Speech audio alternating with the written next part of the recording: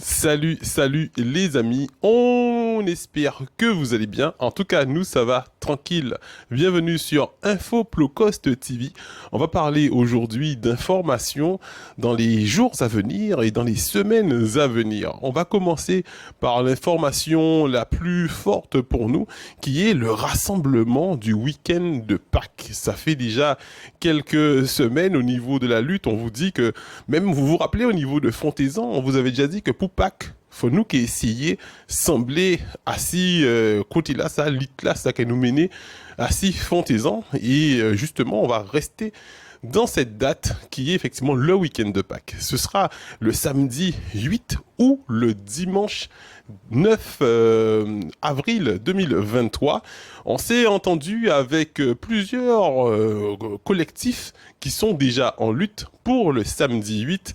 Hier, j'étais effectivement sur le BIC de résistance avec les soignants et autres personnels suspendus qui sont toujours en résistance à l'obligation vaccinale depuis le 17 juillet 2021. Depuis le 17 juillet 2021, oui, ça va faire presque 2 ans dans quelques mois.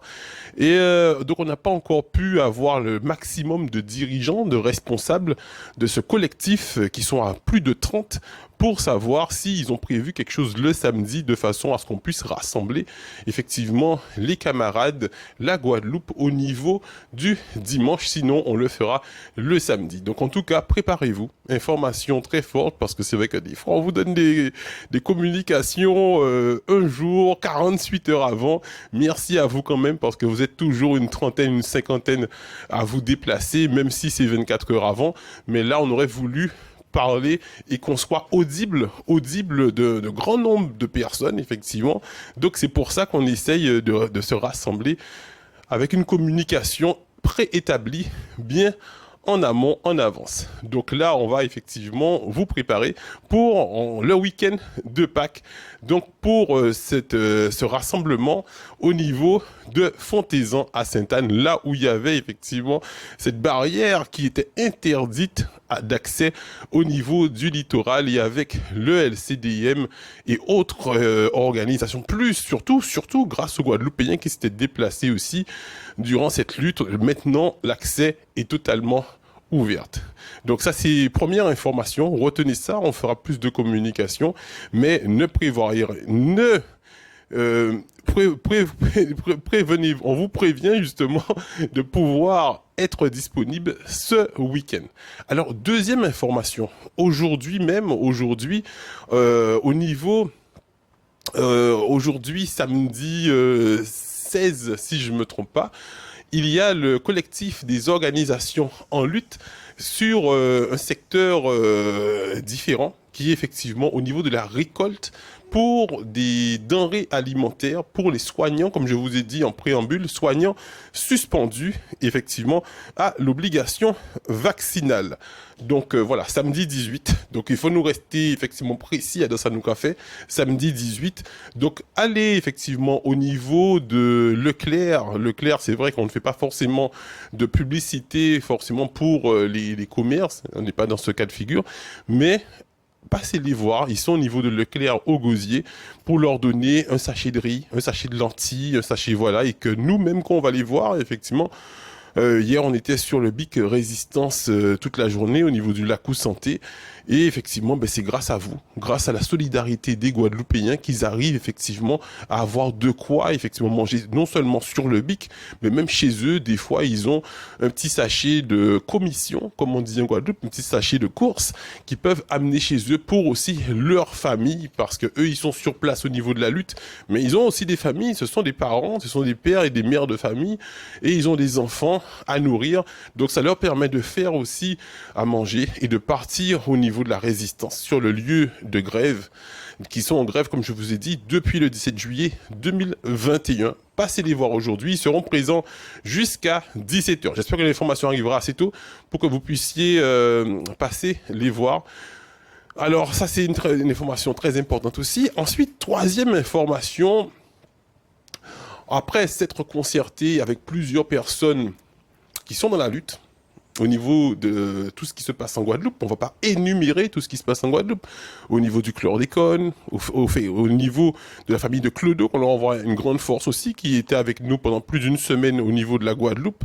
Fatia et Christophe, c'était très difficile pour eux. Je sais que Fatia et Christophe, je vous envoie aussi la force, je vous envoie cette force parce que c'est très difficile pour eux de venir en Guadeloupe, de faire 8000 kilomètres et de voir que non seulement ils n'ont pas été reçus par le procureur pour qu'il puisse savoir pourquoi que monsieur Xavier Sicot n'a pas a justement ordonné de prononcer ce non-lieu pour monsieur Claude Jean-Pierre, mais en plus de ça, ils ont été effectivement carrément écartés de plusieurs lieu de lutte où on était avec eux au niveau de la Basse-Terre. Force à eux au niveau de la métropole.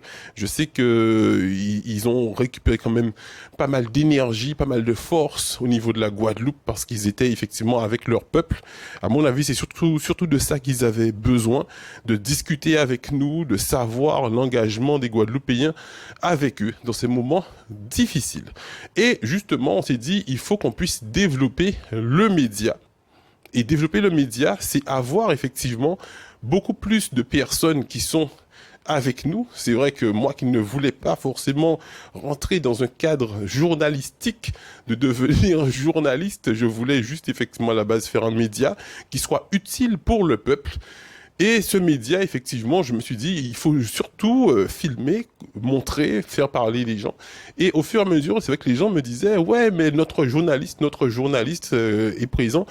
Donc, je me suis jamais considéré comme un journaliste, mais c'est vrai que je vais essayer, en plus de ma formation en audiovisuel, en monteur audiovisuel en BTS, monteur audiovisuel, je vais aussi essayer de prendre des cours en alternance de journaliste et de chercher aussi des journalistes pour travailler avec nous au niveau de ce média. Parce que c'est vrai que je me suis rendu compte, après discussion, qu'on a vraiment besoin. On a vraiment besoin de journalistes en Guadeloupe et que moi-même, je vais devoir avoir une attitude un peu plus, même si j'ai fait beaucoup d'efforts, même si j'ai fait beaucoup d'efforts parce que des fois, j'ai envie de communiquer, de parler comme je voudrais, comme j'étais toujours habitué. Pour les gens qui me connaissaient avant, ils trouvent un peu bizarre que certaines choses que je ne commente pas, voilà, parce qu'ils savent que je suis un petit peu brûlant aussi. Mais je fais beaucoup d'efforts de façon à ce que ce média soit utile pour le peuple. Et effectivement, on va aller dans cette voie, dans cette direction. Il nous faut du matériel. Il nous faut des personnes pour travailler avec nous.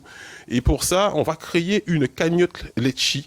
Et cette cagnotte Litchi, on va l'afficher. On va l'afficher effectivement sur les réseaux pour toutes les personnes qui veulent aider effectivement à ce que le média puisse être encore plus professionnel. Pour moi, c'était pas forcément le plus important. Le plus important, c'était de donner la parole au peuple, d'être avec le peuple et de faire en sorte que notre parole, effectivement, soit audible, soit compris de tous au niveau national et aussi au niveau international.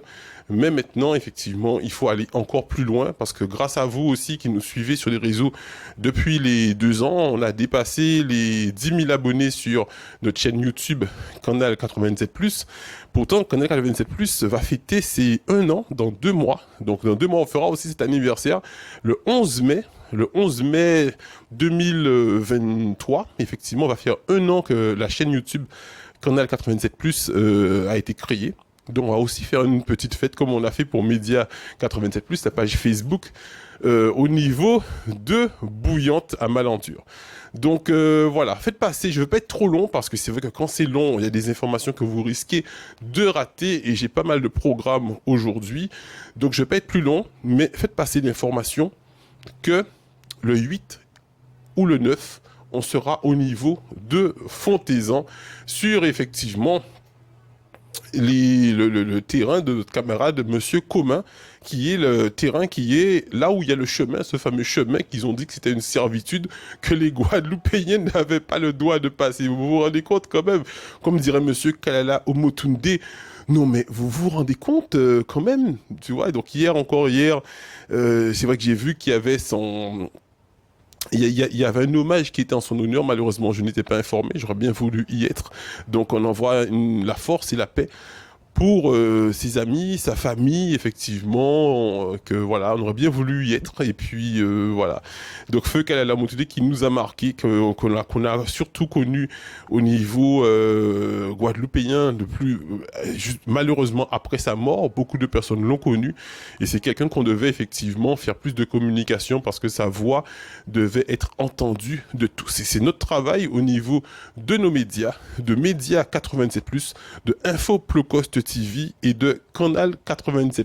N'oubliez pas, on est aussi sur TikTok, sur Info Plocost TV sur TikTok. Merci les amis et à bientôt. Chaud.